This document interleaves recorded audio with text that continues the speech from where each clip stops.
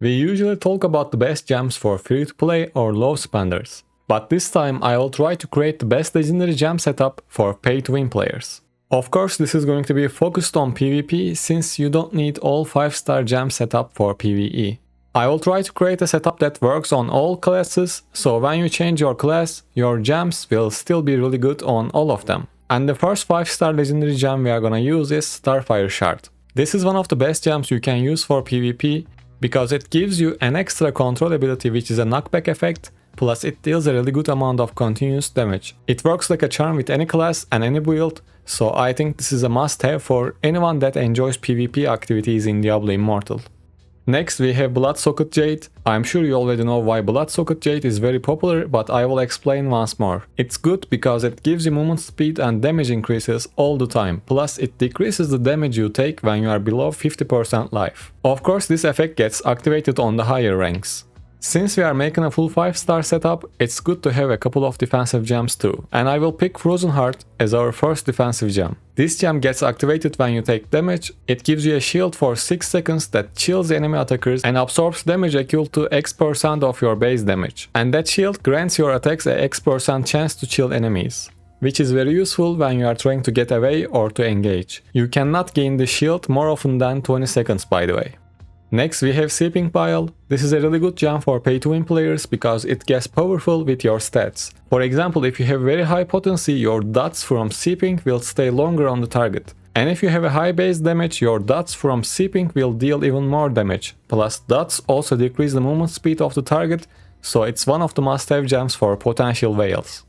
Next, we have one of my favorite gems, Battle Top. When you use a skill to grant a buff, this gem increases the damage and movement speed of the target by X% for 6 seconds and cannot occur more often than every 20 seconds per target. It also decreases the skill cooldowns by 3%. Since all classes have some sort of buff skill in their PvP build, this gem always works. I think Starfire Shard, Bloodsocket Jade, Frozen Heart, Seeping Pile and Battle Top are must-haves for any class, especially for pay-to-win PvP players. The last 3 gems should be selected towards your playstyle and main class, but I will add my advice for the last 3 gems as well.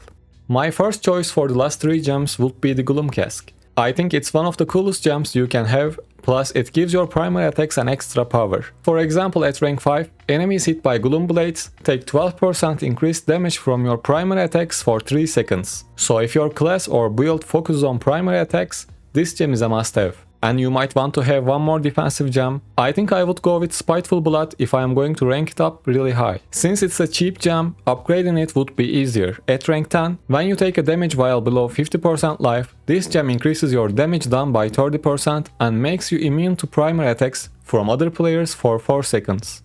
Lastly, I think I would go for Chip of Stoned Flesh. I know that not all classes have a total loss of control skill in their builds, but you can always get a stun from your invocations and Reforged Family bonuses. Since it's one of the cheaper gems, it shouldn't be a problem to upgrade it as well. If you really don't want to use Chip, I guess you can choose any of the remaining gems except Zivansons. That's all for this one. If you have any questions, let me know in the comments and take care. So when you get a 5-star gem, it's gonna be one of these ones. Let's see if we're gonna get something. Don't forget to drop a like, by the way, on the stream. I think we are not gonna get anything in this one. Yep.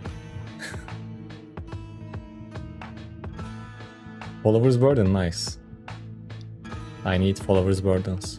It's very easy to clear these Elder Rifts with Wizard,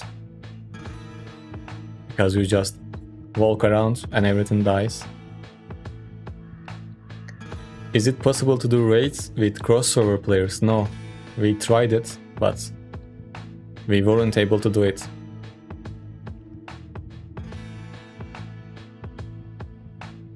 I was going to help one of my viewers to do Gauntlet 2, but unfortunately it didn't work.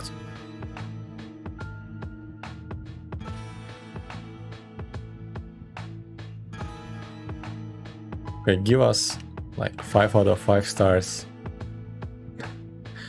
Okay, it's not even a 5-star drop.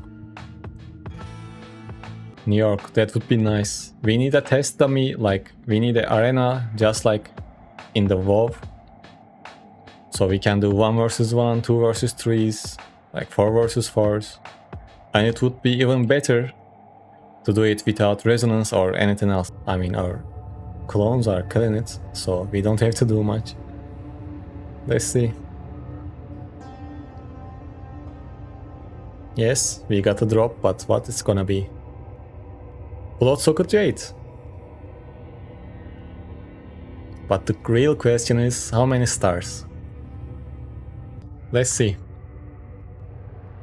It's a regular Bloodsocket Jade with 2 stars. And unfortunately, Bloodsocket Jades are kinda cheap right now in our server.